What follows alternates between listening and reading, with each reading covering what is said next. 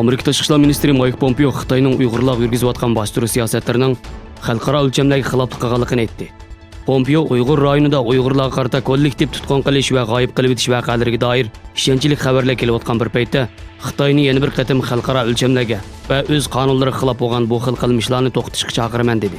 Kishilik huquq kuzatish tashkilotining dokladida bo'libmi yaqinqi 2 yildan buyon Sharq Turkistonda nurg'un kishilarning atalmish oldini olish tadbirlari nomida nohaq tutqun qilinganligi va siyosiy jihatdan xatarlik deb qaralgan kishilarning hech qanday bir adliya tartibidan o'tkazilmasdan yig'ib olish lagerlariga qamalganligi bildirilgan edi.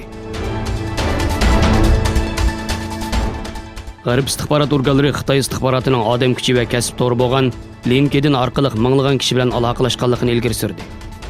Xitoy istixborotining ommaviy taratquv to'g'ri bo'lgan LinkedInni ishbiyonlik faoliyatlari doirasida sobiq davlat xodimlari bilan shaxsiy shirkatlar va akademiklar bilan aloqalashish uchun ishlatganligi ilgari surildi. New York vaqt gazetining xabarida Amerika va Angliya qatorliq nurg'un g'arb davlatlarining istixborot tashkilotlarining tekshirishlariga yer berildi. Xabarda Xitoy istixborot organlarining taxminan 645 million kishi qo'llanadigan LinkedIn orqali josuslik va miyang yuvish faoliyatlari olib borganligi ilgari surildi. Amerika hukumati Rossiya askarlarining Gruziyadan tek tarafli holda mustaqillikni e'lon qilgan Janubiy Osetiyaning ishg'ol liniyasiga yaqin joyda sun'iy to'siq qurishiga qarshi turdi. Amerika Tashqi ishlar ministrligi bayonotchisi Morgan Ortagos Janubiy Osetiyadagi vaziyat haqida to'xtalib, Amerika Gruziyaning Rossiya ishg'oli ostidagi Janubiy Osetiya rayonida harbiy to'siq qurilganligiga doir xabarlarni yaqindan kuzatmoqda. Har qaysi taraflarni jiddiychilikni pasaytirishga va to'qinishdan yiroq turishga chaqiramiz dedi.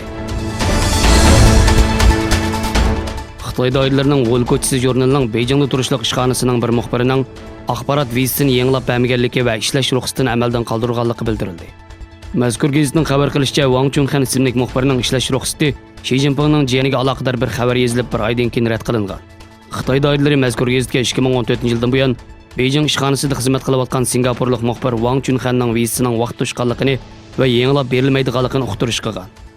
Xitoy Tashqi ishlar ministrligi Fox orqali qavatgan bir uchurda Xitoy hukumatining chet el xabar organlari va muxbirlarga aloqador ishlarni davlat qonunlariga asosan qiladiganligi aytilgan. Suriyada bombardimondan qochgan minglagan suriyalik Turkiya chegarasiga oqdi. Rossiya urush aeroplanlari va Asad qismlarining bombardimonidan keyin minglagan suriyaliklar uy makonlarini tashlab, Babul havo chegara eg'iziga qochib keldi. Chegara eg'iziga to'plangan va orasida jihodiy jamoatlar mubolik bildirilgan nurg'un kishi chegarada Turkiyaga qarshi namoyish qildi. Chegara darvozasiga tepgan suriyaliklarni to'xtatish uchun askarlar havoga o'q chiqardi. Jilvaguz chegara eg'iz bo'lsa bexatarlik sababidan ikkinchi bir buyruqgacha kirish va chiqishlarni chekladi. Amerika davlatlik qor bo'ron markazi bir qancha kun ichida Florida shtatiga hujum qilish mumkin bo'lgan Dorian nomli qor bo'ron saviyasining 3-kategoriyaga chiqarilganligini, sur'atining soatiga 185 km keladiganligi va texmi yuqori bo'lishi mumkinligini e'lon qildi.